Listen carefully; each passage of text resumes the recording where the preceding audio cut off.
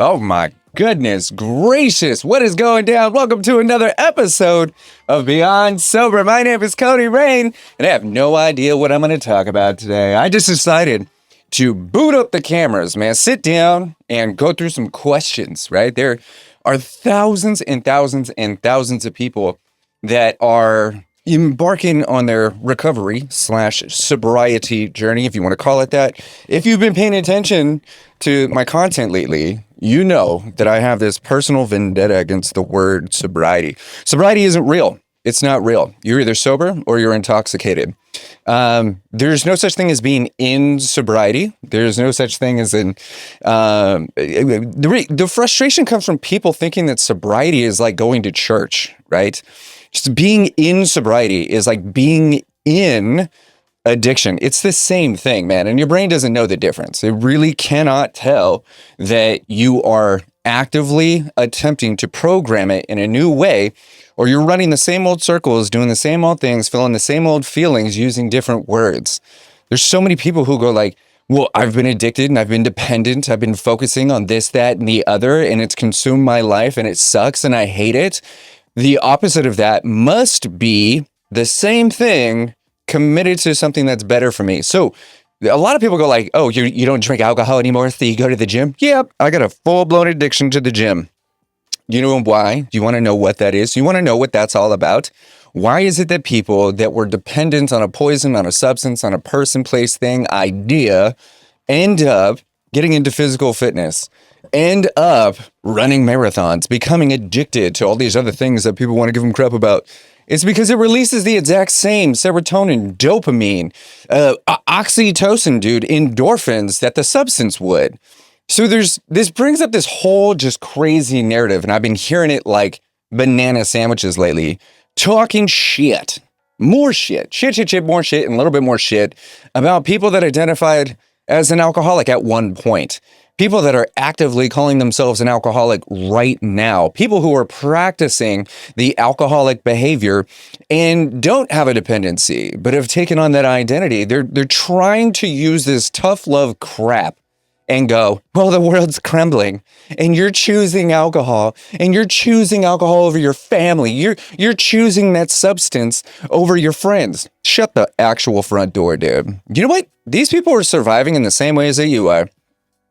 What, you're jealous that they have a processing mechanism, a coping mechanism that helps them feel safer than your hug, baby?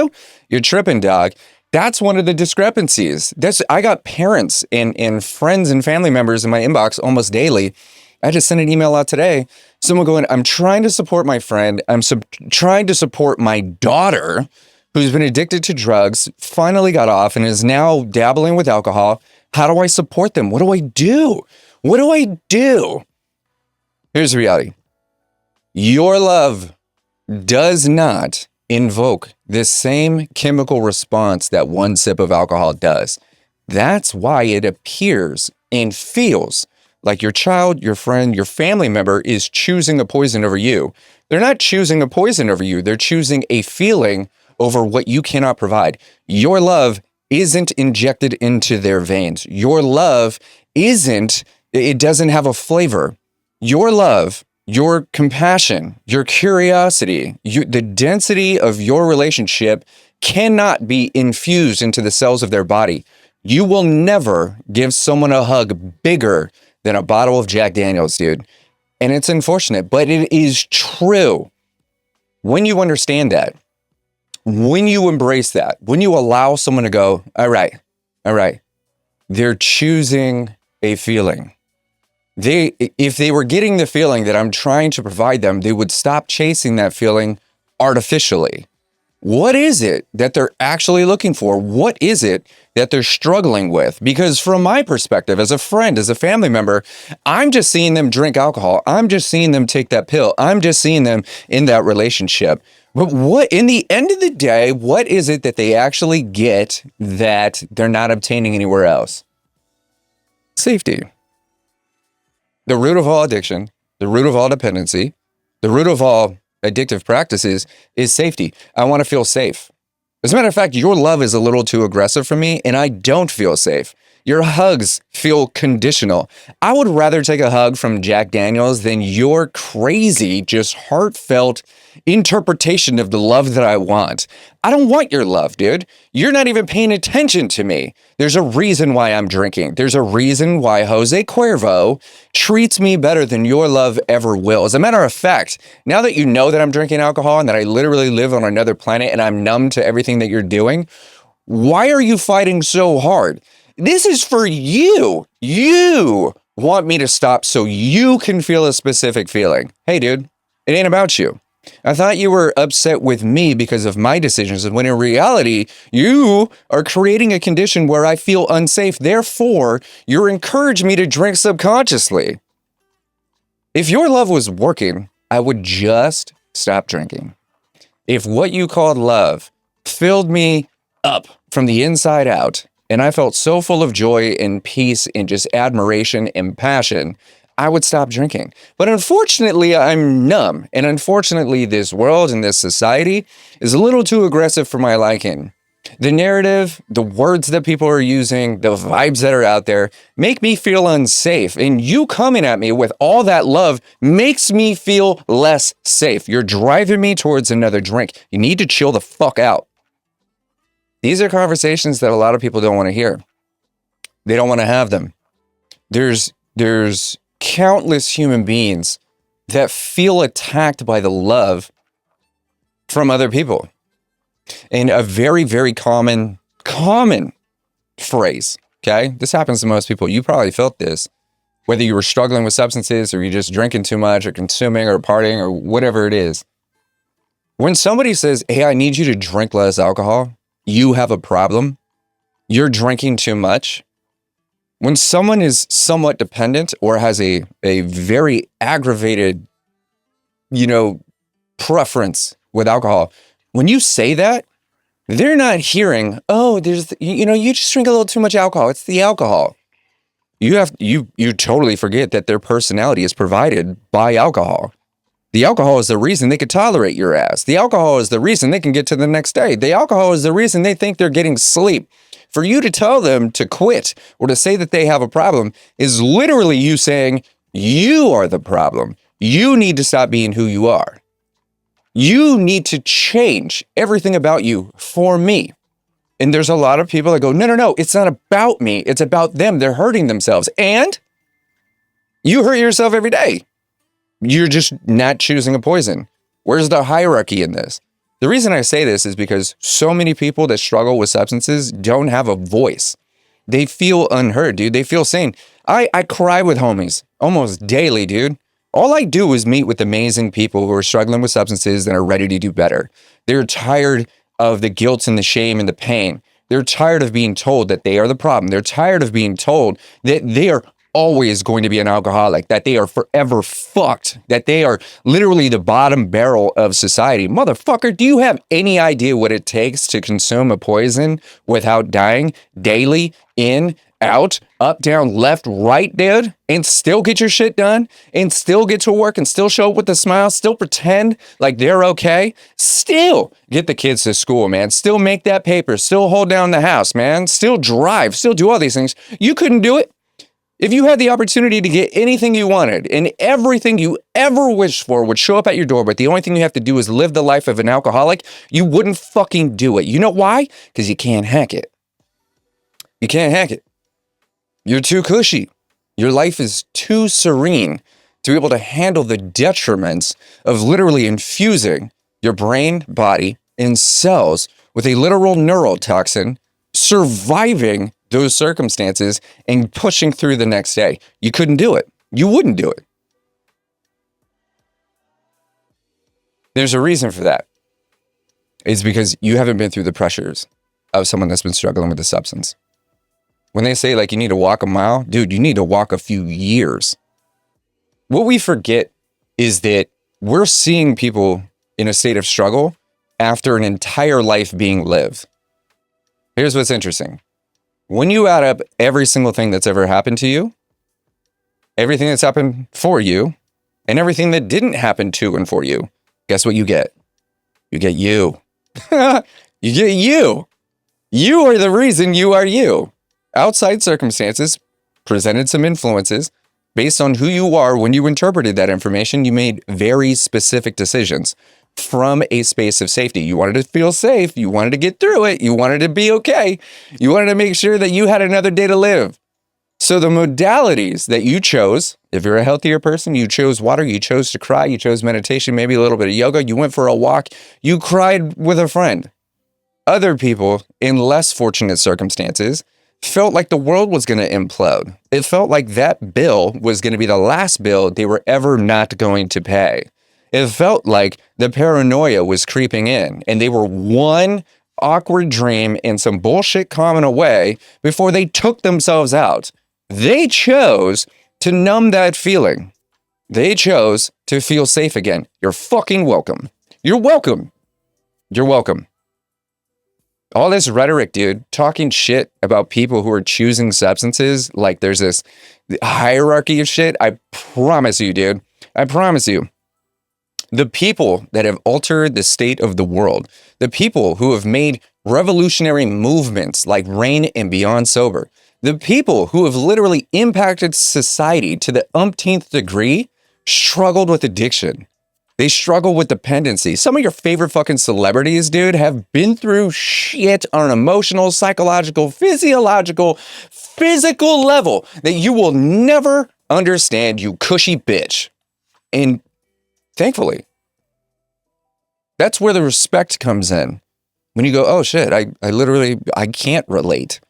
The only thing I know is what I would do if I was in that situation. You have no idea what it's like to be in the situation of an addict.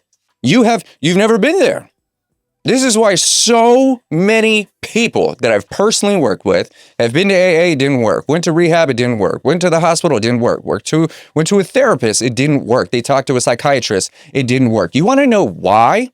None of those people have dabbled with addiction. They don't know what it feels like. And they're out here prescribing this bullshit that gets us locked into avoiding emotions and compensating for chemical imbalances. And then now you've swapped one emotion for another emotion. And now you're physically addicted to the emotional state provided by a fucking pill that you could have just accessed by going for a walk with some consistency day in, day out. Is bananas. If your doctor had any idea what it felt like to be an alcoholic, they wouldn't prescribe you that shit. If your psychiatrist or your therapist ever had a problem with addiction, they wouldn't have their license. They would definitely not be talking to you like that. They definitely wouldn't be treating you like a number. They definitely wouldn't be considering you less than human. They would be reaching a state of compassion and empathy and kindness and understanding and curiosity with you where you felt seen for the first fucking time. The tears that you would have shed from that feeling would have been so goddamn healing, you wouldn't have needed the drink the next day. But no, they don't know what the fuck they're talking about, dude. I stand next to doctors. I work with them, dude. And they look at me and go, I can't even talk about this. There's a reason we flew you to Italy to speak with people and teach an emotional addiction workshop. There's a reason you're a global thought leader and a recovery specialist. The doctors rely on the information that I provide because I was addicted to alcohol for 2.5 years. I have experienced the poison since 8 years old. I spent 24 years drinking and partying and growing up around it. The shit that I've seen, dude, you've probably only seen in movies. The things that we're going to say ADHDers, neurodivergents, find ourselves in would destroy your mother, dude. She couldn't possibly fathom what we've seen. And more importantly, the stuff we've survived. Dude, I'm a millennial. I'm 40, dude. I'm straight 40. I don't look 40. Dude, there's a reason for that. Because I survived the 90s, dude. I survived the 2000s. And how did we do that? Oh my goodness. With one more drink, baby. One more drink. We done did it. No, I'm not advocating for alcohol. I'm just not demonizing it. No, I don't think it's a good idea to drink alcohol. It is a literal poison. It kills 3.5 million people every single year. It's about to be $1 trillion industry. It is considered a medicine through marketing purposes, right? It causes billions of dollars in damage to society every single year. car accidents, dude, drunk driving, literal fucking deaths on the street, man. Not to mention the cardiac issues, the liver, the organ health, the brain health. People are drinking through COVID symptoms, dude, and their basic flu issues and fucking dying.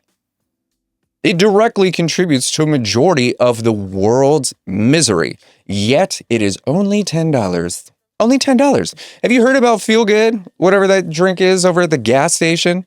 People like taking 7-0. People getting off Kratom. All the shit sold at the gas station, bro, is just another goddamn addiction. It is just legalized meth, bro, which is insane. So I work with people who go like, oh, well, I was struggling with alcohol. I was drinking a little too much. And then I went to the gas station. I saw these feel goods and now I can't stop. And now I have withdrawals. And now I have problems. And now getting off of gas station juice is way more aggressive than some basic hangover symptoms from drinking for a long time. This world is literally thriving and built around the pain points of addiction. And you wouldn't believe, dude, 60% of the planet drinks alcohol, yet we're only giving shit to people who drink just a little too much. Your dad drank for 80 years, which is another way of saying that he poisoned his brain and body, his organs, his spirit, his soul for a majority of his life. Just because he didn't die from that doesn't mean he lived the greatest life he possibly could. There's a reason he treated you that way. There is a reason you felt that way. I've never met a single person that was more safe or felt more safe when their parents were drinking. Not once have I ever met someone out of the thousands of people in the years of meeting amazing human beings where they said, you know what? I felt better when my mom was drinking. When my dad was under the influence, that's when the good times happened. And on the flip side of that, after working with people through the Beyond Sober program, I've never met someone that said, you know what, dude, I'm doing too well now. Every single person that ever decided to put the drink down was inevitably faced with a higher quality of life. The higher quality of life you have, the less of a reason you have to ruin it. One of my favorite phrases lately is, if you think this moment can be improved with another drink, you're not as happy as you think you are. Absolute facts. Let me tell you the science behind that. You see, I don't know what I'm saying. I showed up to say a whole bunch of random things. I got all these questions. Haven't even looked at them yet. We're going to read them in just a minute. But let me tell you the science behind why we go, you know what? A drink could actually make this better. First off, when you're an unhealthy person or you've been drinking alcohol for an extended period of time, you have a lower quality of life. Nope. You can't convince anybody otherwise. Nope. Your doctor does not agree. 80% of the physical, emotional, psychological ailments that you go to the doctors for are directly involved with the amount of alcohol that is or recently was in your bloodstream. If you have one drink a day, you have one bottle of poison a day. When you go get your labs done, they can tell whether or not the symptoms that you are suffering through are because of your casual drinking or because you actually have some underlying issues that need real medical assistance. This is why they ask you when you go to the doctor, how much do you drink? 12 a week? No, a day. Oh my God, you have 12 drinks a day? Yeah, dude. Well, it's like water. I'm good. I'm a professional drinker. We all say. But here's where I'm going with this. ADHD getting the best of me, but I brought it back. When we live a lower quality of life, you could live in a mansion, dude. I've met many a millionaire that hate themselves, okay? They got the Lambos, they got the mansions, they got the marble, everything. Literal glass turntables. The saddest people I've ever met in my entire life, okay? When you drink alcohol, casually or aggressively, you live a lower quality of life. It is not physically possible to live a higher quality of life while actively injecting a neurotoxin, a poison, and ethanol into your veins. The recommended amount of alcohol, if you choose to have any, is 1 glass every 2 weeks. That is the proof that there's no amount that's healthy for you. So if you casually consume, you have a lower quality of life. Interestingly enough, to evade that, to escape what appears to be a lower quality of life, even if you call that normal, is 1 drink. Now, the 1 drink doesn't improve your quality of life. It just numbs your awareness to how shitty you feel. So if you're unaware of how shitty you feel, what's left? The illusion of feeling good. You are numb to the pain. Therefore, you can rightfully conclude that you feel better. In the same way that people go, dude, I get energy when I drink. That's not true at all. You are not aware of how tired you are. What's left is the illusion of being awake. And you don't care if you're tired anyway. You don't care if you feel bad anyway. It's removing your inhibitions. It's removing the literal neurological and physiological mechanisms that help you gauge what needs your attention. So you have a lower quality of life. You have one drink. You don't feel so bad anymore. Now you feel better in your own world. If one drink can do that, what could two drinks do? You see where I'm going with this? This is why people go like, oh, well, I have a high tolerance, or I just have a practice, or I just like alcohol. I just like the way it makes me feel. I get it. The only reason you would like the way alcohol makes you feel is because you don't feel that good. Alcohol cannot make you feel good. Now, we'll get to that. That's somewhat controversial. But my point with this is when you live such a low quality of life and you have one sip of alcohol and you're no longer aware to how bad you feel, you are feeling better. How does that translate when you start to get healthy? Now, a lot of people, they stop drinking, right? Or they put the drink down for a little bit. Maybe they're doing Sober October or whatever. Or they decide to just focus on their health and happiness for a little bit. So naturally, they're actively creating a lifestyle that is alcohol-free. Incredible. Amazingly enough, after 4 days of not consuming alcohol, you were clinically sober. No, you're not going to be more sober on day 5, 6, or 50. There is no such thing as being more sober than someone else. If there's no alcohol in your body, you are equally as sober as someone who's been in AA for 50 years. Day 4, day 5 is the exact same. Sober is sober.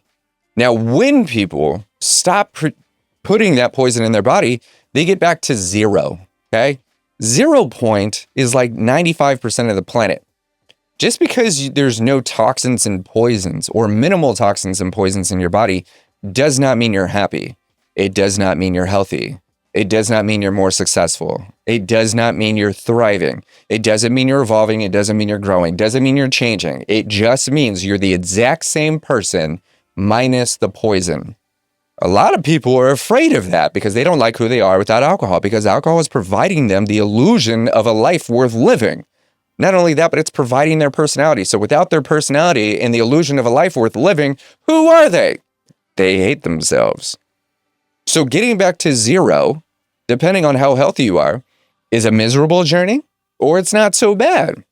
And if you get back to zero, which is just a regular human being, you're not necessarily working on yourself, you're not living, you're not focusing on living a healthy lifestyle, you're not the healthiest version of yourself.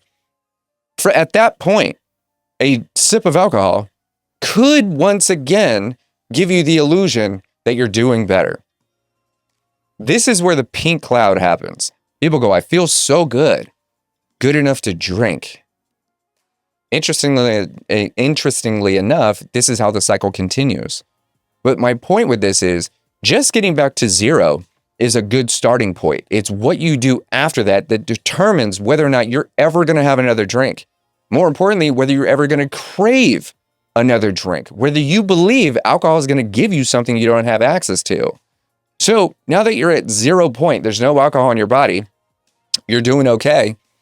You could do better, okay? That's what recovery is. Recovery is focusing on your water, making sure that you're hydrated, making sure that you are eating enough food, moving your body just a little bit more, practicing thinking and saying better things, surrounding yourself with better people and going into better environments, spending more time consuming content and energy that actually fuels a positive or healthier state of being. It is actively focusing forward. What are you doing? If what you're doing is the same old things minus the alcohol, you're just sober. But if you are doing new things and you have a new prerogative, new priority, and your priority is, let's see how healthy and happy I could actually get, you are in recovery. And the inevitable result of doing that for long enough is feeling so good you couldn't imagine a drink making it better. That's where, once again, going back to that phrase, if you think a drink can make this better, you're not as healthy and happy as you think you are. Because let me tell you this, when you're moving through recovery and you're feeling great and there's no more alcohol in your body, and those thoughts are naturally dissipating, you're no longer going, I wish I could be numb. I miss being numb. I miss partying. I wish I could have just one. I want to just drink casually. I want to drink, but none of the hangover. When those are starting to go away and you're starting to realize how much better you feel, your sleep is improved, your thoughts are minimal, or the thoughts you are having are in your favor and you actually enjoy thinking, your energy is back, your clarity is there. You are excited to look in the mirror and people are starting to go, damn, you're glowing, dude. Did you lose weight, bro? Your eyes are whiter, man. Your smile is like that much bigger. It's like ear to ear. It's normally not like that. When you're starting to elevate your existence, there comes a point when you go, nothing can make this better. And it's true. When you are your happiest and healthiest, in contrast to how miserable and unhealthy you were, you know that alcohol could only subtract. But that is a conscious feeling that you have. That's a conscious knowingness that you have. You know for a fact that you are so healthy that putting a poison in your body that you once called medicine could only make you feel like shit. But until you get there, you're going to have the thoughts of, one isn't too bad. It's just a little glass. It's just one drink. You will consider going out with your friends. You will consider dabbling with one glass of wine. Whether you're neurodivergent and one drink is too many and 1,000 isn't enough, or you're a neurotypical man and you literally can have just one drink. The poison is the poison. But the point with this is recovery elevates your brain and body to such a massive degree that the only thought you could ever possibly have at that point is nothing could make this better. And the reason is because you already have everything that you thought alcohol was giving you. If you're struggling in that space, dude, check out beyondsoberpro.com, man. Feel free to hit the link on my pages, beyondsober.org, dude. Take the quiz. Dude, I'll recommend a book. I'll recommend the program. I'll recommend the recovery guide. I'll recommend coaching with me or the other amazing facilitators in the organization. But the point is if you're done, you're over, or you're just curious. Maybe you've been listening to me on the podcast for years. Maybe you've been watching my content all over YouTube. Maybe you've seen me go viral on both TikTok and Facebook, man. Maybe you're new and you're seeing me on Instagram for the first time. Dude, I'm telling you, find the link, hit it. Yeah, there's like 6 options right there. Send me a message, bro.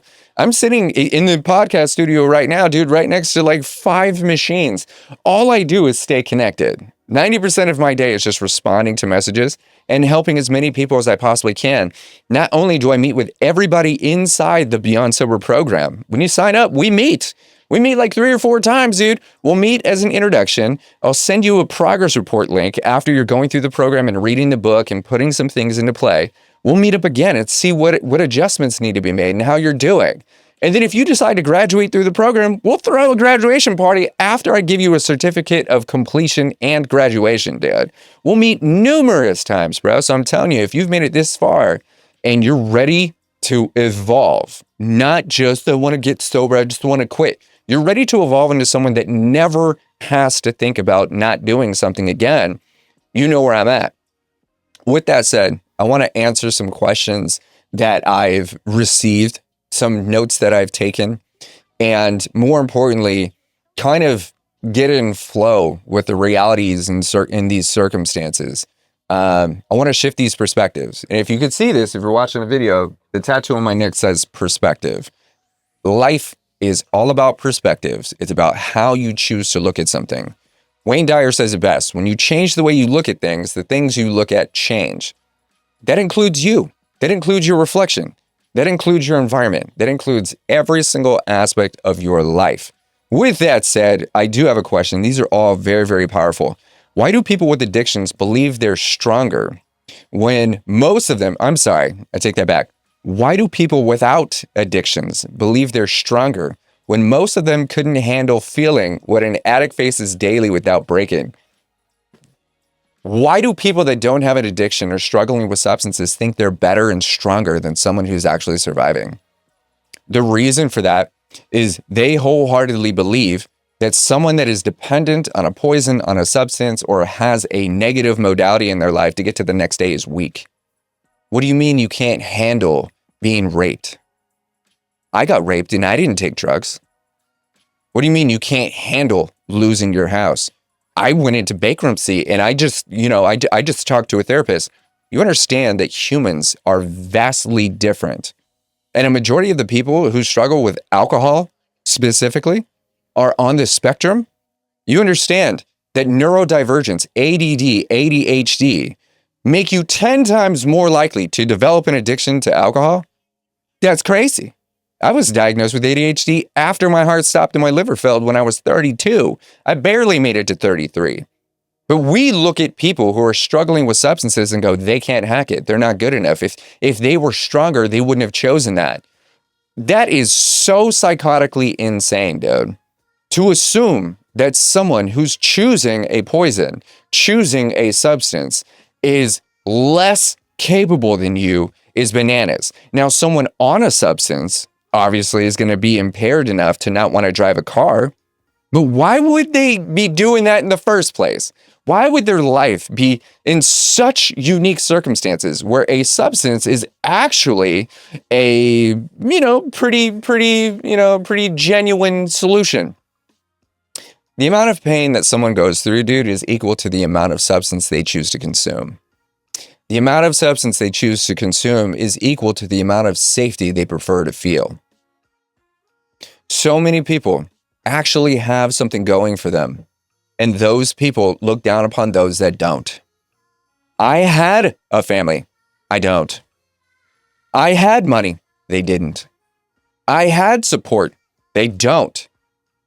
It is very rare that you meet somebody that has all the support, all of the tools, all of the options, and chose to go down that road, chose a substance, chose the problem or the illusion of the problem.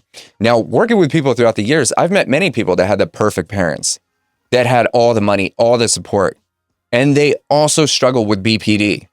Their bipolar led them towards alcoholism, to where the very, very last feeling that they had before picking up a drink and ending up in the hospital or being arrested or robbing a liquor store or hurting themselves or their spouse was, I'm about to die. Interesting. The people we look down upon, the people that we're judging the most, are the ones that actually have neurological conditions that are literally leading them towards escapism. If my homie chose a bottle of vodka and that was logical to him because he believed that the end of the world was coming, bro, good on you, mate. I'm proud of you. That's amazing. You're still here, right? Okay. We can do better, right? We can do better. I'm not upset with you because you chose your preferred coping mechanism because the feeling that your brain was about to explode was so real that you chose to live one more day. Why would I be upset with you? This is the conversation that most of us are not having. We sit here and go like, no, we need to make that person feel bad for choosing the alcohol. Bro, I am so fucking proud of you for choosing to live another day, to get through it. You didn't have to do that, man. Granted, the science shows that your brain wasn't going to explode, but the feeling was real. I encourage anybody that feels like if their brain is literally about to explode to choose whatever modality they deem is necessary to get to the next day, or at least get through that moment. It is so important to understand that every single sip of alcohol and every single pill consumed is an act of self-love and self-care when we're unhealthy. These people are choosing to stay here. If they didn't want to be here, they wouldn't fucking be here. But they're choosing alcohol. They are choosing a substance. They are choosing those people to continue living. They're creating boundaries with their own emotions.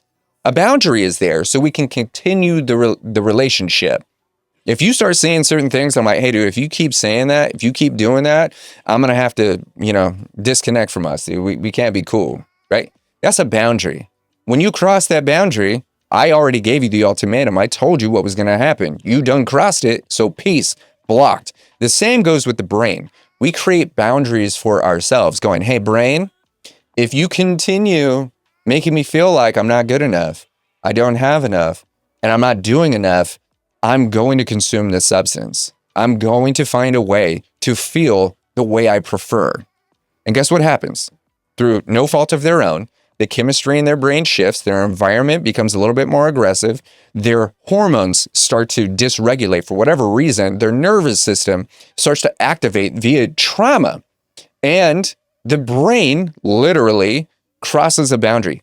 I fucking told you not to give me anxiety, brain.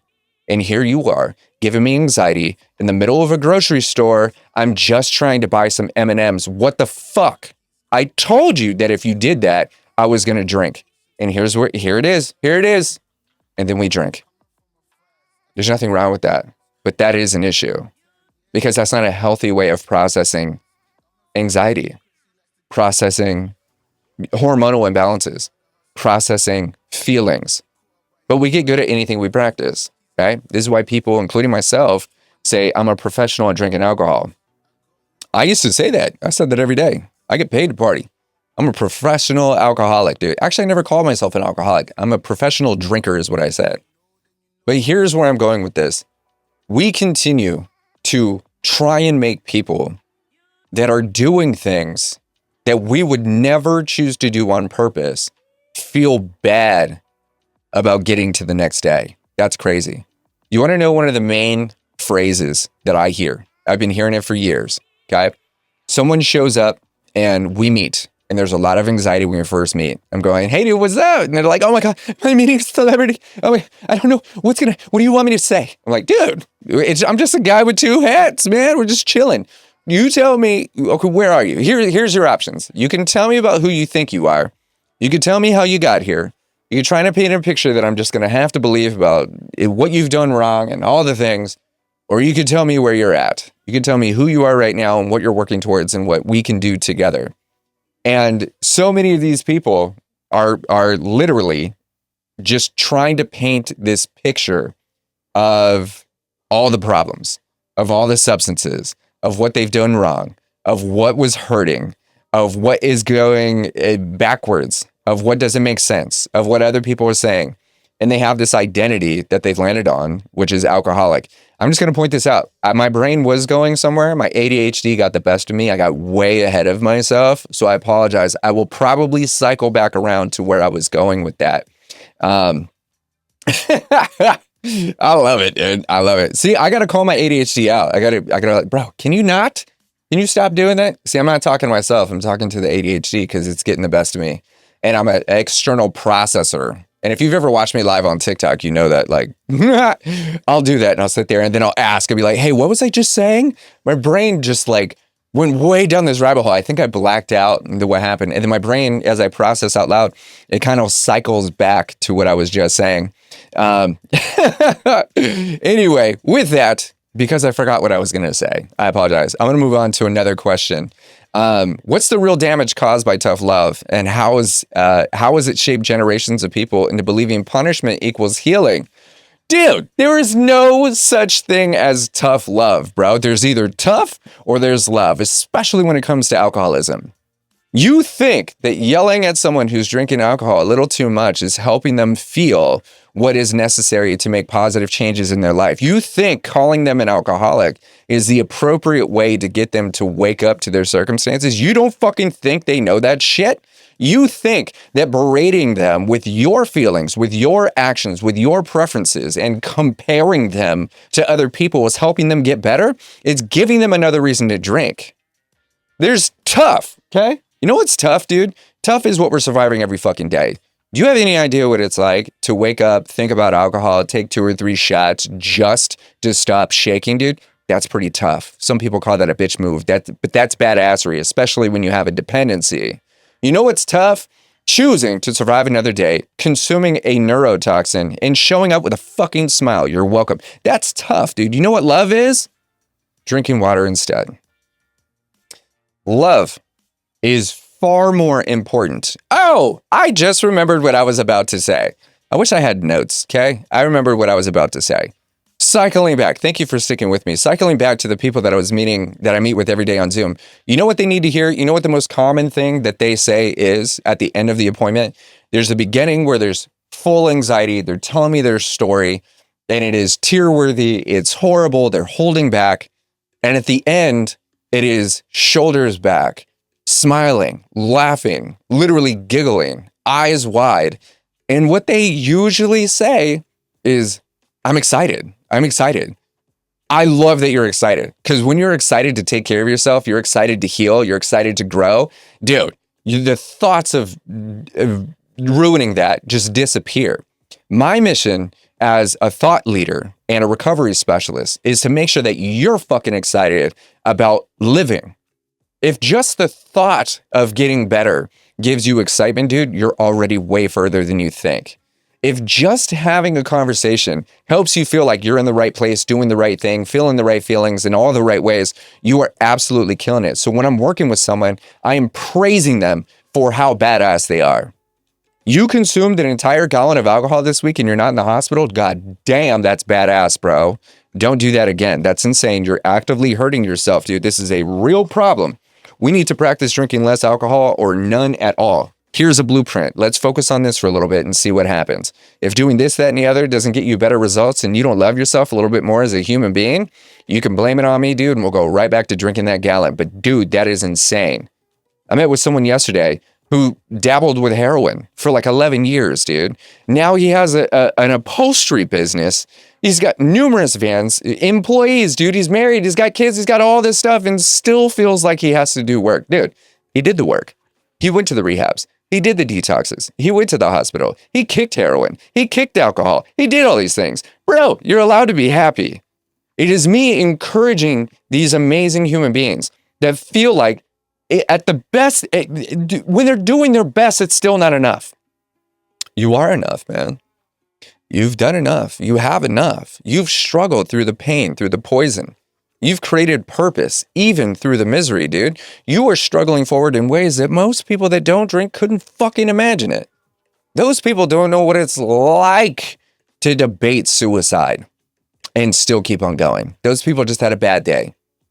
Those people don't really truly understand what it takes to survive an addiction or a severe dependency. I could go on and on and on about the ailments, dude, and about the illusions and other things. But when I'm working with people, what I know they need to hear is how strong they actually are. They need to be praised and understood and seen and recognized for the absolute amazing badass that they are for choosing to move through their day, choosing to make it to the next, choosing to survive, man. Everyone that's in addiction or has developed a dependency is not hurting themselves. They are surviving. Nobody is choosing an addiction. They're choosing survival. Nobody is choosing a poison. They are choosing safety. They want to feel fucking safe, dude. And they deserve to be praised for that.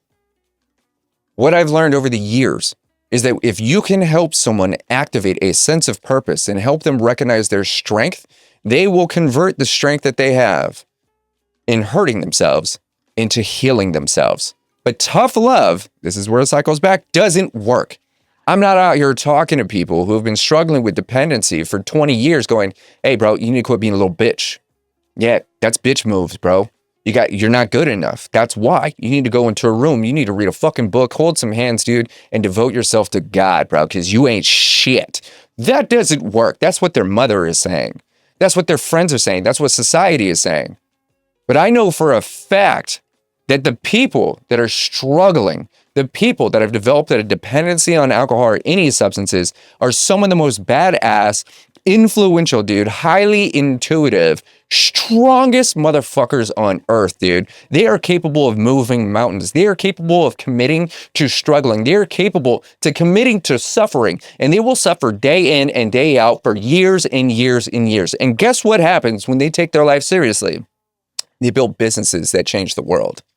They build communities that literally alter the entire future of the universe, dude. The people that have developed a dependency and an addiction to alcohol are the entrepreneurs of the fucking world, dude. These people are relentless. They are persistent. If they can remain relentless in their pursuit of survival and safety, what makes you think they don't have that same drive and tenacity and discipline to literally build an organization or shape a community for the better, dude? These are people with stories that you couldn't possibly fucking fathom, dude. And to even remotely think of these people sideways makes you the fucking villain.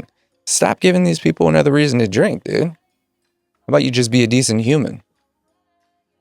How about you have some goddamn compassion? Why don't you fan their flames?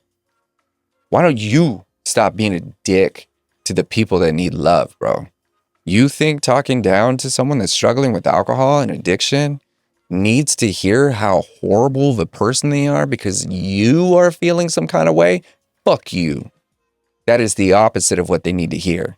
They need to know that they are appreciated, respected, admired, praised, seen, heard. If you're not actively out here trying to help someone who's struggling with dependency recognize how absolutely unstoppable and worthy they are, you are a part of the problem. We all need to be out here lifting each other up from a space of truth, not some bullshit, live, laugh, love, positive crap. I hate positivity. It's a joke. A weed is weed, dude. It's not some green plant painted to look like a weed. It's a fucking weed. It needs to go. It's eating the rest of the plants. We don't need to be positive. We need to be real. The truth, the reality with people struggling with dependency, specifically alcohol, is these are the people that you want on your team. I fucking promise you. These people do not quit, hence the dependency. These people are absolutely persistent in their pursuit of safety and survival. They are the ones, when the zombies show up, you want to be hanging around, dude. These are the cats that are going to go to no end to ensure that they get to live, and you, another goddamn day. To assume that these people are lesser than you is absolute psychotic behavior, dude, and it's rooted in ego. Coincidentally, most alcoholics have an ego. And that ego is protecting the identity they've created through the survival and the struggle. The poison has helped them convince themselves that they are designed to struggle. And one more sip is not only going to create a circumstance for them to survive and they could feel safe, but it's also going to numb the awareness to how bad those things are. It's a double-edged sword. This is where the cycle comes in. Right? Let's move on to another question. That was a fun one, dude. Why does society glorify burnout, hustle, and escape, but shame those who use alcohol to survive as a survival to endure it? This is super crazy. Hustle culture, right? Bars, clubs, events, raves, all the things, man. Everything that we see, everything that we hear is based on how bad we're doing, how horrible life actually is. We're all out here talking shit. We are all involved in everyone else's drama. We're all curious about what's not working. It is so easy to give our attention to what we don't like. And we're all out here thinking that we're connecting to each other by sharing fucking war stories, dude. No one gives a shit. Nah, that's not true. Most people do. No one should give a shit. It doesn't matter. It doesn't help us get better. But we're out here creating, or some people are out here creating hostile environments, unsafe circumstances, and then being upset and shaming people that are using a modality that they don't prefer, dude. They don't prefer. I know people who have been in AA for 30 years, and they are the ones that are more triggering to people in sobriety than anybody else. I hear it all the time. My mother is sober, but she makes me want to drink. My mother has been in AA. My father has been in AA. My friend is in AA. And every time I talk to they make me want to drink. I haven't drank in years. Why is it the people that are in AA are so fucking toxic that they make people who are in an active state of recovery want to fucking drink? It's because it's toxic. Toxic is toxic, dude. Toxic is toxic. So toxic environment, toxic people. The most toxic people I've ever met are the ones we call family. The most enraging humans, the ones that give us a real reason to drink, are the ones that say they love us. Dude, if you love me, shut the fuck up. Stop talking like that. Why are you like this? If you just focus on your health and your happiness, you'd be taking care of me too. I wouldn't have to survive your ass. What you're upset with me because of the environment you're creating, dude?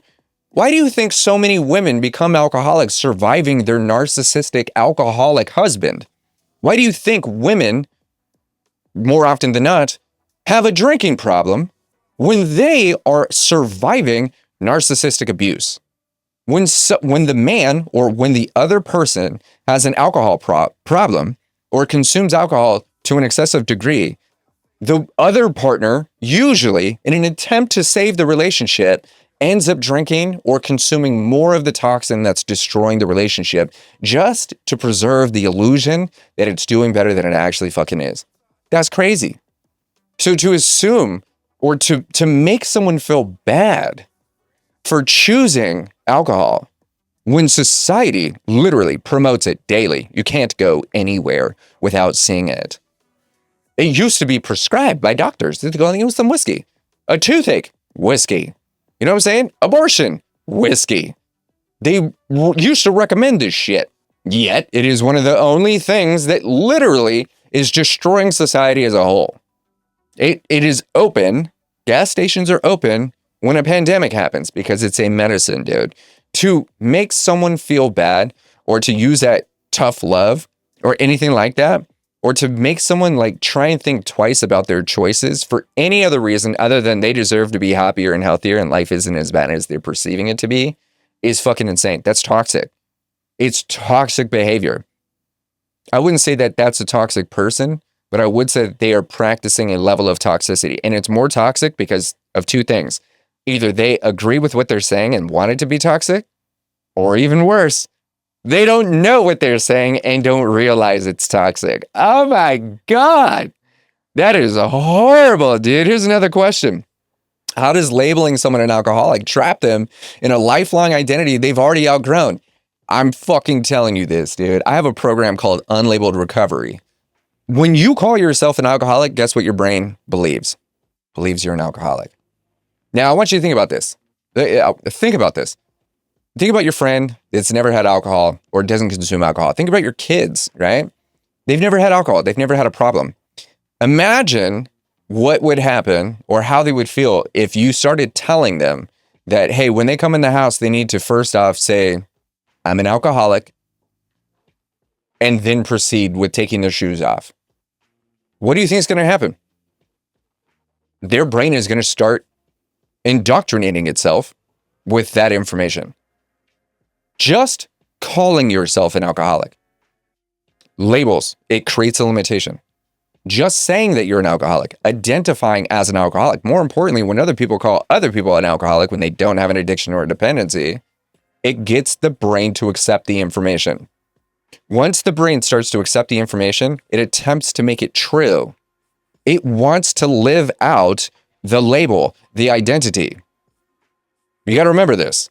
If you started calling yourself strong, I'm super strong, you're probably going to try and lift up that trampoline, even though you know you can't do it. When I tell the kids, you're so strong, you know what they do? They go and try and prove it. You know what I do? I go like, dude, this bag is so heavy. You're way stronger. Try and pick this up. You're so strong. They go and pick it up. And I don't go, you're doing it. You're doing it. The same goes with the word alcoholic. If every time I saw you with a drink, I'd be like, God, you're such an alcoholic. Your brain is going to go like, first off in the beginning, go like, no, I'm not. I just like alcohol. It's not that bad. And then I'm going like, bro, every time I see you, you got a drink in your hand. You're an alcoholic, dude. Eventually what's going to happen is the brain's going to go, well, I guess, whatever. And then when you're not around and you're not telling them that they're an alcoholic, they're starting to go like, well, fuck, I'm an alcoholic. Well, that randomly popped in. Now they're living an alcoholic life. Now when they go to the store, they're thinking they are an alcoholic. Therefore, they're going to go down the liquor aisle first. And then, they're going to go home and make a drink. Now their brain is starting to cycle around it. Now they're starting to act like an alcoholic did.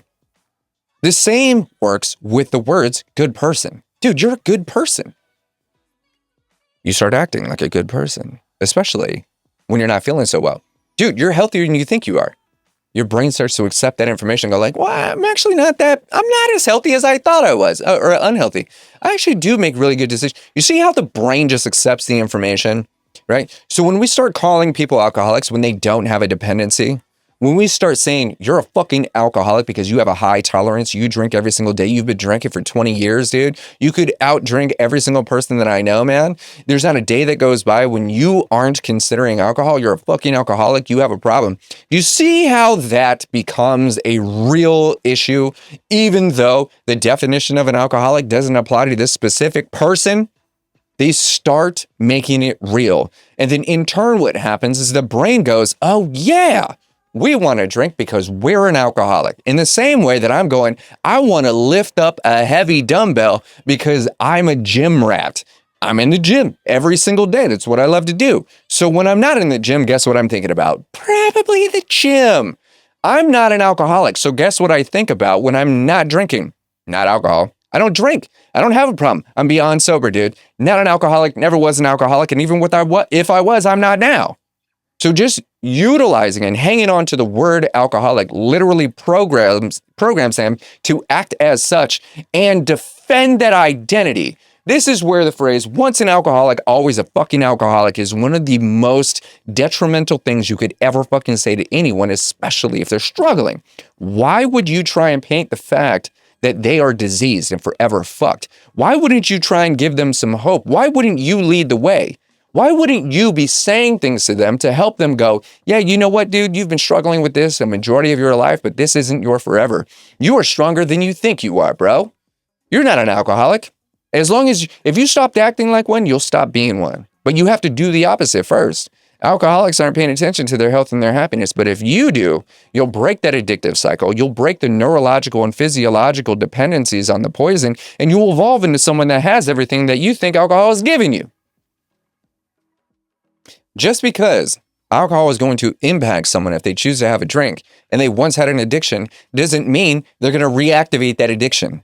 It is fear-based.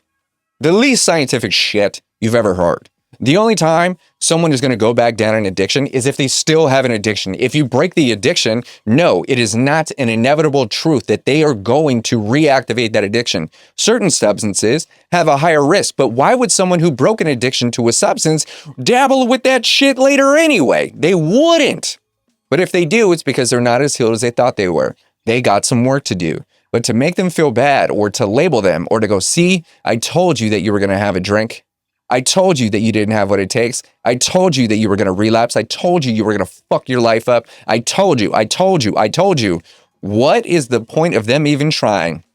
What's the point of them trying to break an addictive behavior, break a pattern, dude, retrain their autonomic system if you and everyone else is just going to continue saying not fucking good enough? I know you don't consume that substance, but guess what you are? Forever fucked, forever an alcoholic. Once an alcoholic, always an alcoholic. Doesn't matter. I don't care that you won that award. I don't care that you're the governor of New York. I don't care that you've made $1 million. You're a fucking alcoholic, and that's all you're ever going to be. You know why? Because you dabbled with alcohol 10 years ago, dude. You went to AA and you took the Beyond Sober program. You read the book. Because you did all that shit and because you developed the dependency, because you chose to survive, you are forever an alcoholic. You will never be anything greater than the alcoholic that you once were. Your achievements, your thoughts, your feelings, your family, your friends, dude, your awards, the legacy you're leaving will never be greater than the fact that you have a fucking disease of alcoholism.